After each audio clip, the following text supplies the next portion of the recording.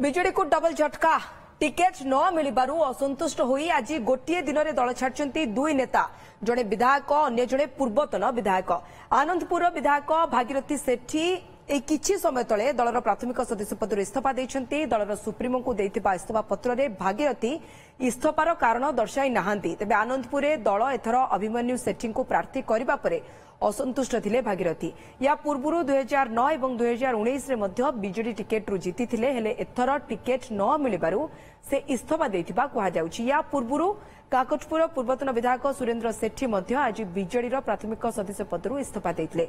2014 रु 2019 पर्यंत विधायक थिबा सुरेन्द्र एथर काकटपुर पई बीजेडीर टिकेट आसाइथिले हेले एठी दल गृह राज्य मंत्री तुषार कांति बेहरांक उपरे पुणी भरोसा करिबारु असंतुष्ट थिबा सुरेन्द्र आज बीजेडीरू इस्तीफा देबा सहित दल तांको सह प्रतारणा करछि बोली कहिसेंती।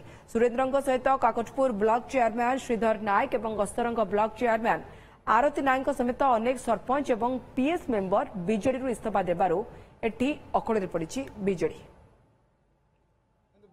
2024 मसीह मते टिकट दिया कही आज टिकट कटा जाए।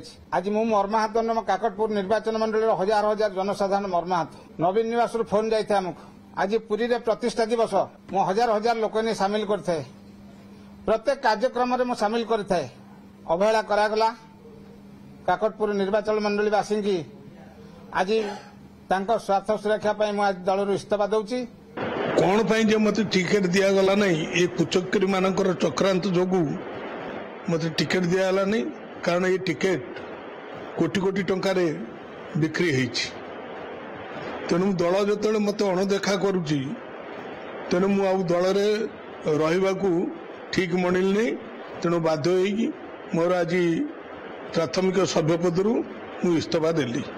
आगामी दिन में कौन करी मु वर्तमान सुधा चिंता करनी।